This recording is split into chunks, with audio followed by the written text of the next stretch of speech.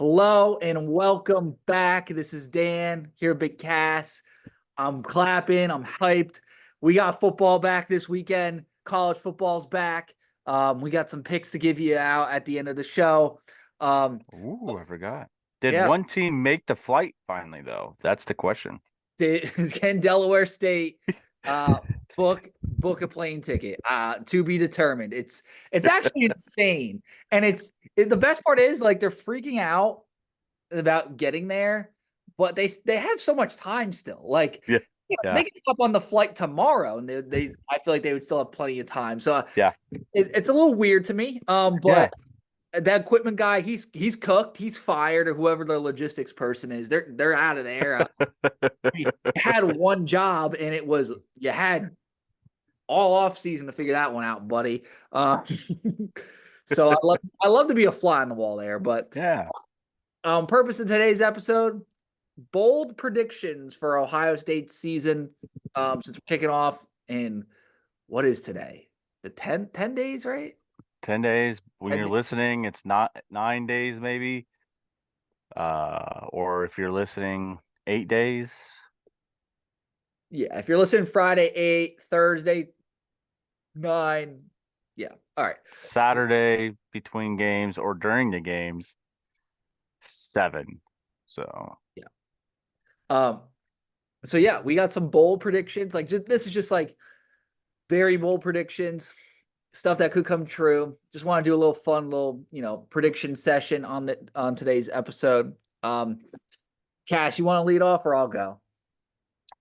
yeah, I think if you look at our bold predictions, the two that we have for our first ones that we're going to start with, are they really bold predictions or not? Mine is Will Howard will be first team All Big Ten. Is it really a bold prediction? Who knows? Because if you really think at the look at the landscape of the Big Ten, it's Dylan Gabriel or Will Howard, Miller Moss. There's Miller Miller Moss. Moss. You can But get him in. the hype right now, if you look at it, Will Howard, Dylan Gabriel, Yeah, I think Raiola will be pretty good this year. I like the Drew kid. Aller. I like the kid at Michigan State. Drew Aller could be decent. I do agree. It is Will Howard and Dylan Gabriel. I just I don't think I I I don't know. I feel like there's some dark horses too, but I agree. Like I like the take. So Will Howard will be first team All Big Ten. Michigan they don't even know who they're playing at quarterback. So Yeah. my first bold prediction is Josh Simmons will be a finalist for the Outland Award. I feel like this makes sense. You saw how physically dominant he was. Um, it's going to be his second year in the offense. I think this year he puts together the mentals. He has all the physical tools. He's going to be in a prime offense. He's going to be run blocking a ton. He's going to be showing off his skill set. And I think he's just slept on by a lot of like, you type in top tackles in college football. He's not even on there, and he's not a bad tackle at all. And I'm going to add to this prediction and kind of tie it in. Him and Donovan Jackson and Seth McLaughlin will be sorry about that, folks, but Seth McLaughlin, Josh Simmons, and Donovan Jackson will be first team All Big Ten. To add to that, Okay, I like it. Um, what's your next prediction? so I'm going to go with it's kind of like a three-parter, a two-parter, and it involves the wide receivers. Carnell Tate will lead the team in receptions. However, Jeremiah Smith will lead the team in receiving yards. I think Jeremiah Smith will be the deep threat, and I think Carnell Tate will be. As much as I love Abuka, I just think there's going to be a lot of instance where Emeka is going to get the ball, whether it's out of the backfield on handoffs, punt returns. But I think when it comes to when we need a precision pass for a first down, Carnell Tate will be that Mr. Reliable, and it's going to be very close. I think Carnell Tate and Emeka will be battling. It's going to kind of remind you of CJ in 2022 when it's 76 catches for Marvin Harrison, 74 for Emeka Egbuka kind of thing. But it's going to be very close. And I Okay. think Jeremiah Smith's going to lead in yards because one, I think he's going to take the top off the defenses, and two, I think he's just going to be electric with the ball in his hands. I like it. I went defensive for mine. I said Ohio State will allow no more than two teams. So like no more than two players to rush for 100 yards or more in the 12 game regular season. I like that. So yeah, like the team total, they could have like 4 or 5 guys rush for like 50 yards or something, and the total is like 200. That whatever. I'm talking I about like really like that. individuals. Yeah, individuals. There will be no more than two individuals to rush for over 100 yards. You got to look at the schedule. And also like if it happens in garbage time, like if it happens against like the MAC teams, like someone breaks off like a 70-yard run at the end of the game, that really shouldn't count, but it'll count for this purposes. I'm talking though, you look at the schedule. There's really only I think 3 teams that can really rush for over 100 yards. It's Oregon, Penn State, Michigan against us. Ohio State just has to basically contain one of those teams, and I think they'll easily hit this. So who hits the 100 yards? Donovan Edwards, Probably Don. Kadron Allen, or Nick Singleton, and Yeah. I don't know the Oregon running backs at the I, top of my I don't head. think the Oregon running backs will because they'll be relying on Gabriel to air it out. I think so. I don't see Oregon doing it. I think Penn State and Michigan possibly, and that'll be I think all honestly, Donovan Edwards is the only best chance for them to rush over 100 yards because even in the 2 games we've already because what Allen and Singleton, they're juniors, right? uh, Neither one of them I don't think's rushed over 100 yards total, like in both those games. So yeah. I mean, they do a pretty good job bottling them up, and James Franklin can't call his weight off a paper bag, but um, I really I mean I know I still think it's a bold prediction just because of the history. Like there's going to be some games where, say for instance, let's throw for Marshall. Marshall's a pretty decent.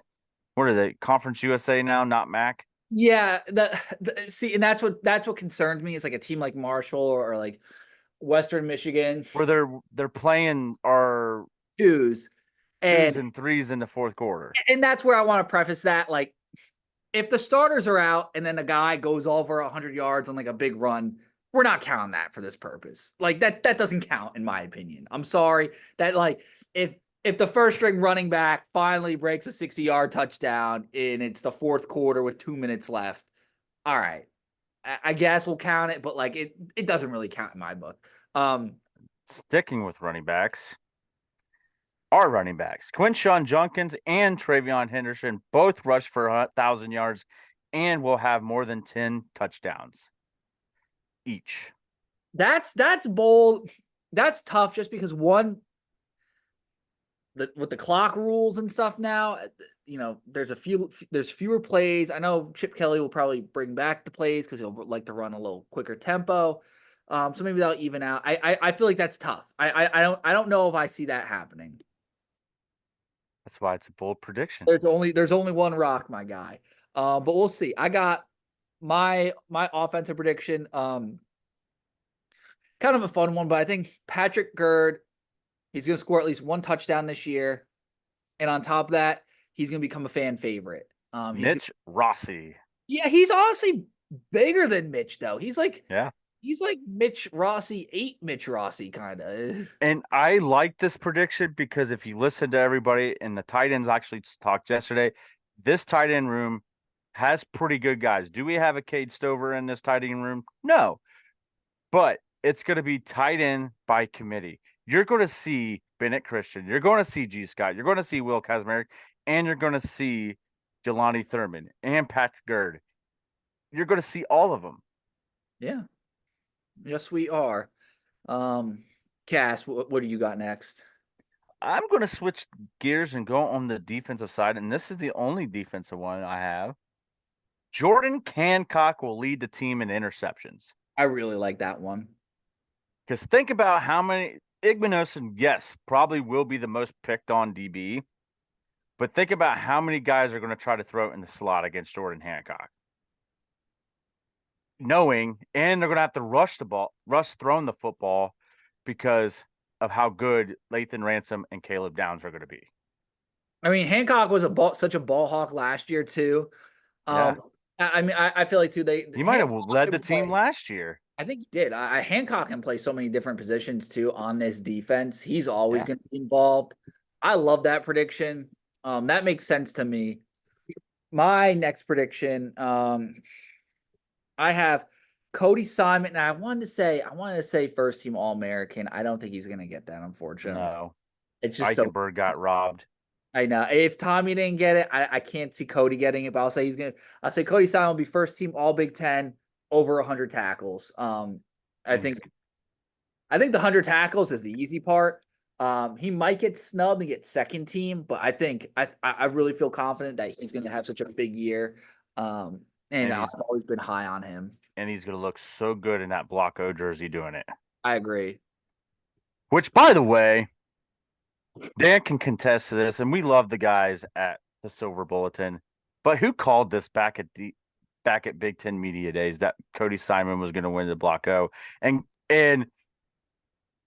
got kind of laughed at about it. Oh no, Jack Sawyer! It's Jack Sawyer. No, it's Cody Simon. So it's funny because it's like I think people are under the impression that it always has to be an Ohio guy. But it's for the most deserving. And like Cam Babb was an Ohio guy. He was from Missouri. Cody Simon, he's obviously from New Jersey. Shout out New Jersey. Always repping. So it's well deserved. It goes to the most deserving, the guy who really, emulates the spirit of Ohio State. I feel like Cody Simon for sure. Yeah, Jack Sawyer does deserve it too. Don't worry. I love Jack Sawyer, but I think, Cody Simon, getting that Block O just solidifies how hard he had to work. And keep in mind, all of these guys have been 5-year guys too that have gotten it. Yeah, no, you're right. Even Cooper, I remember Jonathan Cooper. He was like the first one. Yeah. I think, is it me or you? I completely forgot. No, you did Cody Simon. So Emeka Egbuka will lead the Buckeyes in all-purpose yards.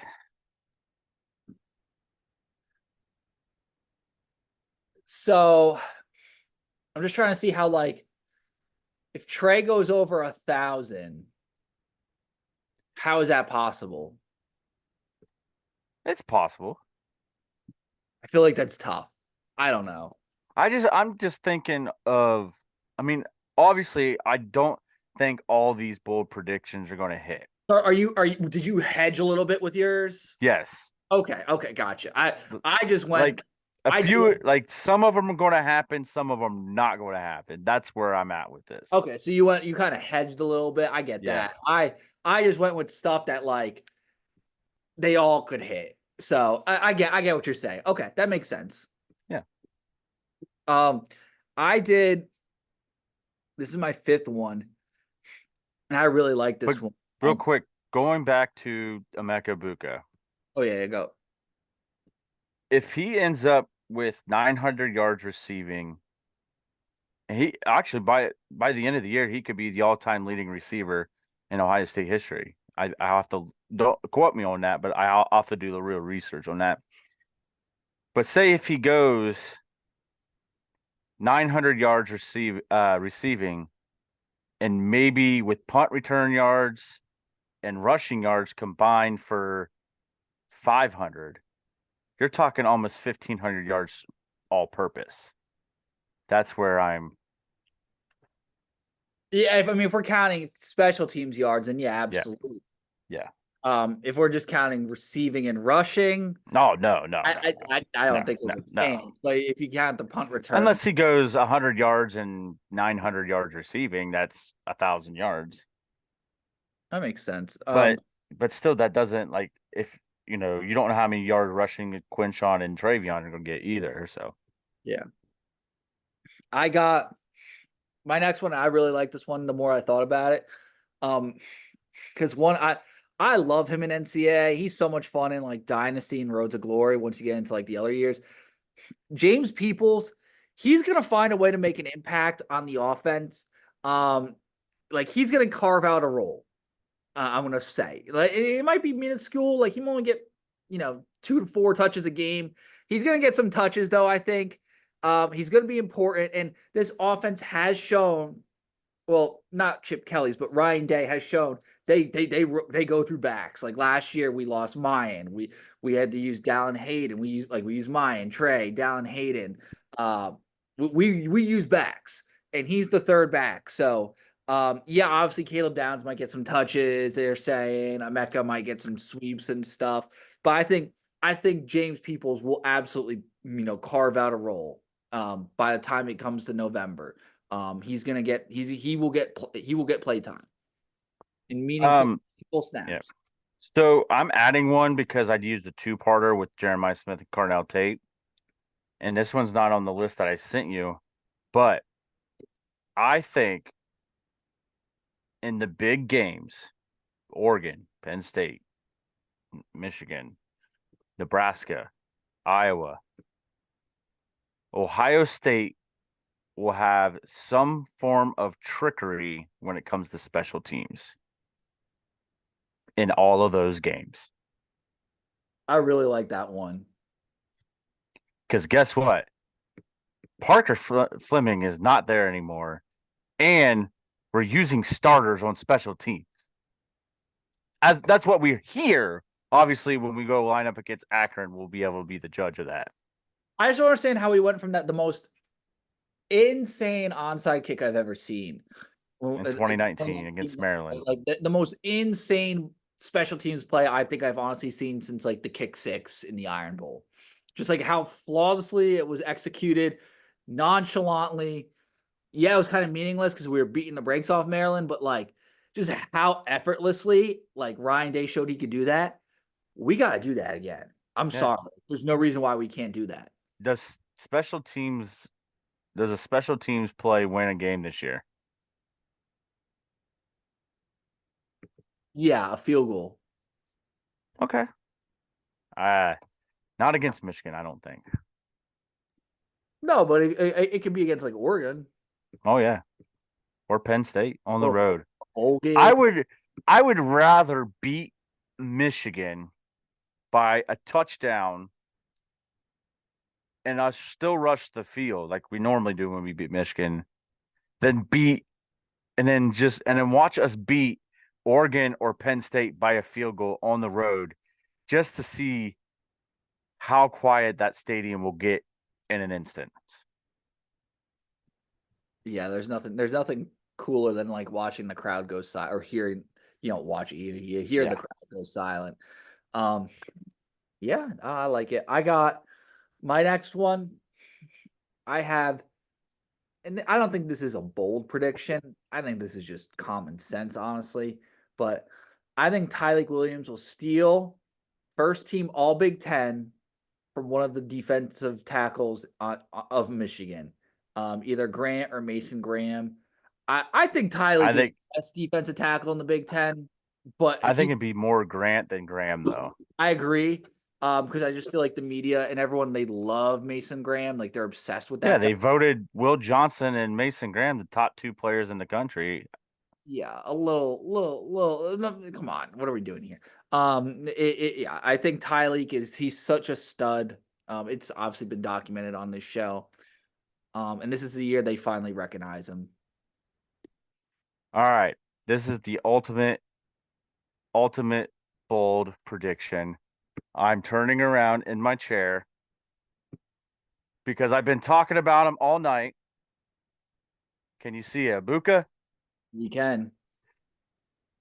You ready for this? and I've already dropped the money on it. You're insane Um, for this. How much did you put on this? $10, $1,200. Win Win how out, much? pay out. Emeka Egbuka will win the Heisman Trophy. Put that bet in now because it's plus 12,000 according to FanDuel, and will win the Big Ten Silver Football Award as well. That's a take. Now, my thing is just if Marv couldn't win the Heisman as a receiver, I don't know how Mecca does it. But I'm all for it. but last year, Advocate. outside this year, you got to think Dylan Gabriel, Shador Sanders, Quinn Ewers, Carson Beck. Everybody's talking about them. I just think, obviously, and here's the thing: a lot of people are saying this. If Ohio State goes undefeated, runs the table, Will Howard's probably going to win the Heisman Trophy. Likely. Yeah, this is why it's a bold statement. I mean, I love Emeka Egbuka. I can't wait to see what he does in this offense because he's such an electric player, and people forget that. You're absolutely right.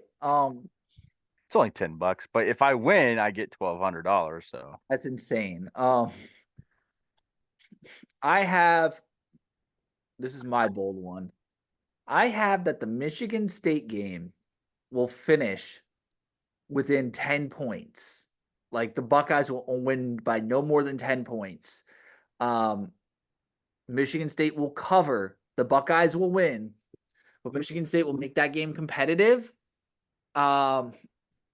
like a 27-17 type.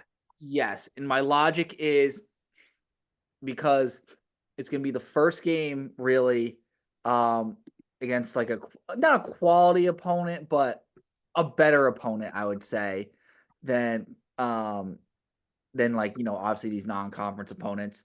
It's 2 weeks after the bye, that first random bye. I feel like we might be kind of a little sluggish. It's going to be at Lansing. They're going to be really hyped for this one. They should probably be undefeated based on their schedule. I would say it'd be a night game, but it's leaning towards, since Oregon has been announced a night game, it might be that 3:30 slot on CBS. Yeah. And then I just what was my last part? Oh, it's gonna be so it's gonna be like the first time Ohio State goes up against like a quality opponent, like a better opponent than these non-conference teams. And I feel like it might be like almost similar to like the Indiana game last year, a result like that. So I feel like we should everything's telling us we should beat the brakes off Michigan State, and we usually do, but sometimes they kind of catch us sleeping. I tell you what, Ryan Day has beat the brakes off of Michigan State. He has, and I'm like, it has to be due that like they kind of Yeah. at least kind of make it competitive because Jonathan Smith, he doesn't mess around. I feel like. I tell you what, though, 2018, Jonathan Smith was the head coach of Oregon State. That game was 77-38 final. So Jonathan Smith teams can score. They can. I mean, that also And was he's going to have better athletes at Michigan State than he will at Oregon State. and that he was just kind of getting started there too. I feel like, Yeah. like they weren't. I He built them up. they don't have the defense to stop Ohio State, but they have the offense to control the clock. Yeah. No, they got a good back. They got a good tight end because they brought the Oregon State quarterback and Oregon State tight end over. Both very good players. Their running back, he's the captain. They're gonna have an identity at least on offense, and then they have a couple returning receivers. They'll be decent. They're gonna be competitive. So that's why I think that game finishes kind of close. Close to our comfort. Yeah, people will be freaking. It'll be the annual, where Ohio State is not having a good half. What's Ryan Day doing? Why we run the bubble screen? It'll remind you of the Rutgers game last year. Exactly. So that's our bold predictions. So lots of news over the weekend. Obviously, David Sanders did not commit to Ohio State. We saw that coming last week. But man, the NIL deal that he got and the promises his family got, there was no way David Sanders was coming. The dude's getting his family's getting a suite and a house. Come on. I know you were vocal on Twitter about this. He tried to grift Ohio State fans, bro. I mean, Oh like yeah.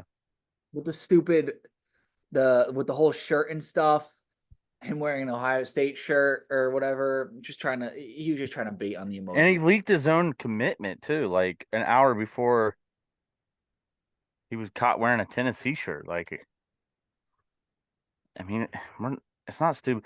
But the thing is Justin Fry and Ohio State need to tweak up some of the recruiting styles. Um, there is some guys out there that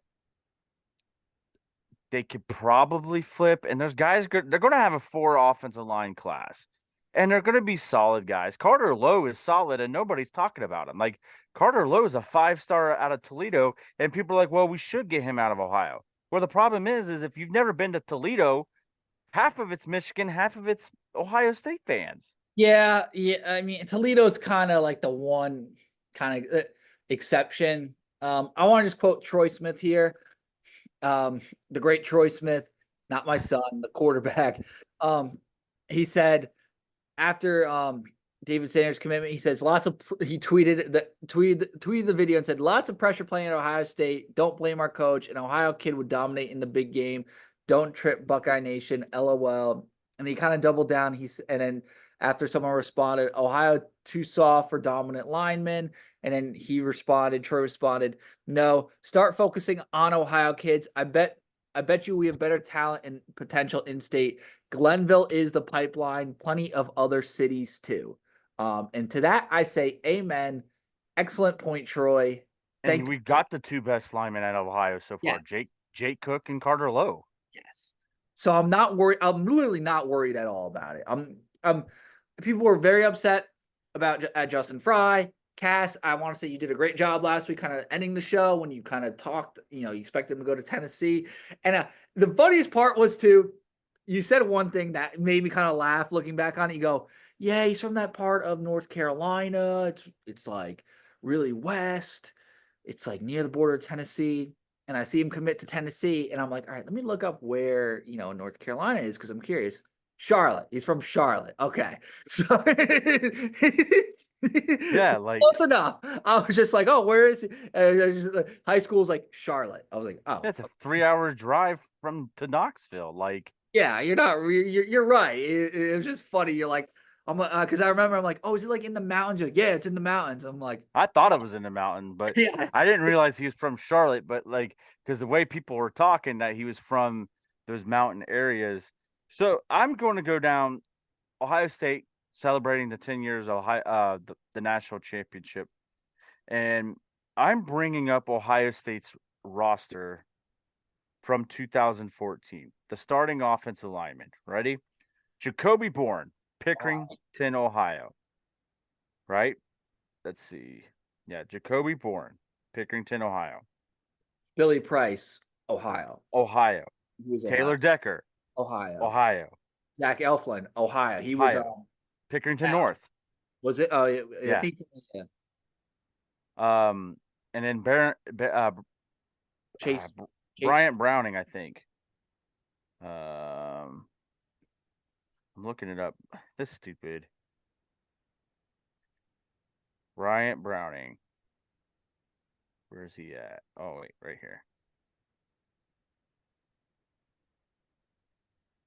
Bryant Browning. Dude, what happened? Indiana, I'm gonna say. Like he was gonna be some random dude from.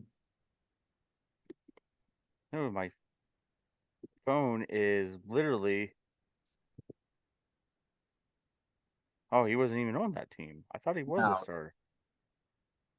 Oh well, but no, I know for the 5-star. Daryl Baldwin. Daryl Baldwin, yeah. Daryl Baldwin is from. Hold on, pull it up.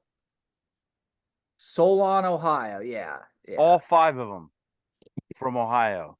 Let's see. Just real quick, Chase Ferris too. Let's see where he's from. I feel like he's Ohio. Yeah, Elyria, Ohio. Elyria, Ohio, Elyria, Ohio. Clearly, I am not. which Troy Smith, okay, Elyria, Ohio is in Cleveland.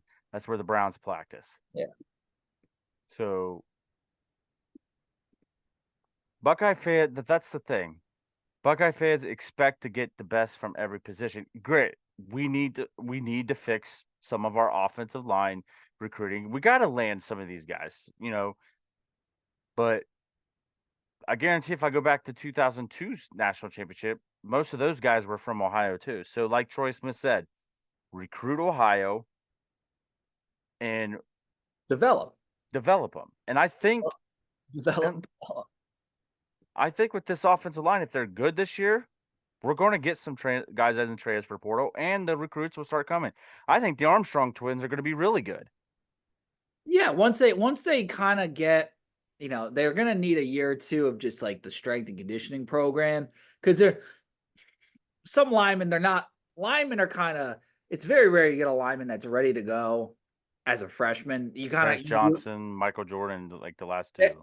they're very rare though, and even them they kind of played sparingly. I felt like Yeah, I think Paris Johnson a little bit more, but yeah, he I get did, you. but in that was the COVID year though too, when we needed Yeah, all bodies, and he still was. He made some big plays in the bowl game against Clemson. I remember he was. I think they had him at guard, and he had some nasty pulls, but yeah, he wasn't Paris Johnson yet. He was yeah, just like kind of making flashing and making some name for himself.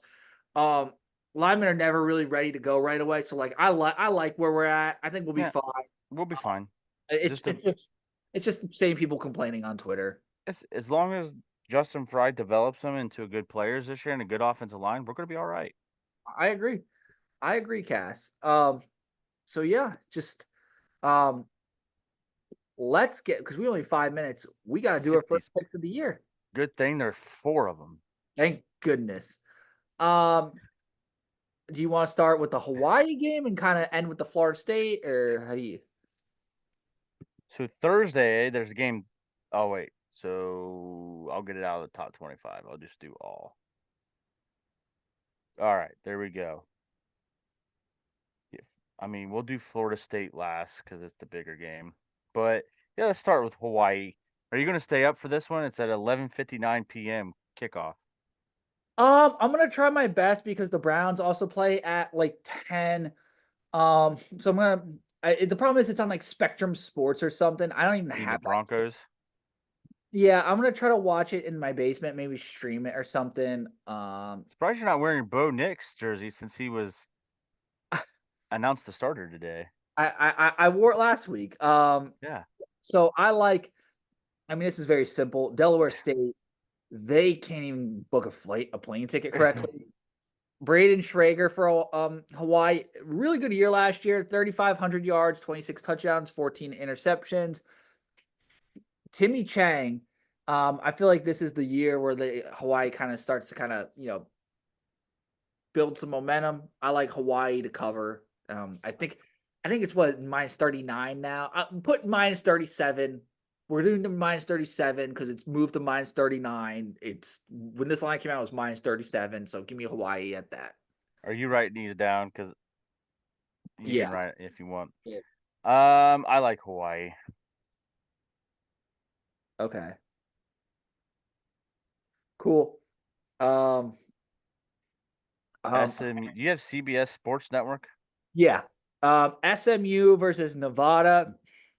Um, this one, I'm not gonna overthink it. It's pretty simple. SMU's in a power conference. Yeah, Nevada's SMU. not. I like SMU to cover SMU. minus 25.5. Is Montana State, because this one's on Fox. They're playing New Mexico, FS1.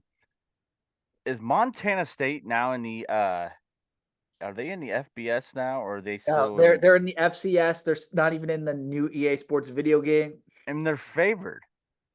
This makes no sense because if you go on ESPN, New Mexico is actually the predicted like winner by like their matchup indicator. It's like in the 60s. I was gonna take New Mexico anyways, even though I think Montana State's gonna win. This makes no sense. New Mexico is at home.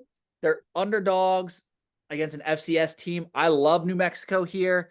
This makes almost too much sense. I feel like this is a trap. I'm taking New Mexico plus 11.5.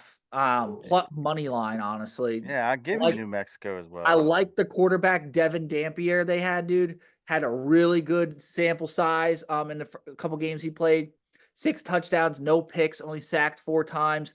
And then he also gets it done on the ground, 4 touchdowns and over 300 yards. And he was the backup last year. He's electric. He's a scrambling quarterback. I like him. I like New Mexico as well. I feel like there needs to be more than one big game on week 0. I agree. They need to do it. They need to do another like. They need to do like an SEC. Give us Vanderbilt versus like South Carolina or something. Like give us something. How about each Power 5 conference plays a game? Like there, and it could be a Purdue versus Northwestern. And it could be in the Big 12, Arizona State versus Arizona. Oh, no, that's at the end of the year. Like Arizona State versus Kansas. Like Yep. like Cal, like SMU versus Cal. Like make them conference games, but each like you said, Vanderbilt versus South Carolina. Yeah. Cass, real quick. We got literally 60 seconds. Florida State, Georgia Tech, the big one. My I heart's like Florida State to win, but I want Georgia. I'll take Georgia Tech to cover. uh see, my heart's telling me Georgia Tech covers. I like Georgia Tech a lot this year. But I feel like Florida State, they're going to be out. And I don't like Florida State at all. I feel like they're going to be out for revenge because of the Georgia game and just how they got snubbed. I think they cover here. I like Georgia Tech to cover, but barely. Fair enough. So those are our picks. We'll post them, with this episode. But we got to put a pin in it because Zoom's about to kick us off. So thank you so much for everyone for listening to us this off season. Thank you so much for listening to the Bunch of Nuts podcast. Enjoy this weekend. Football's back and go Bucks, baby. Go Bucks.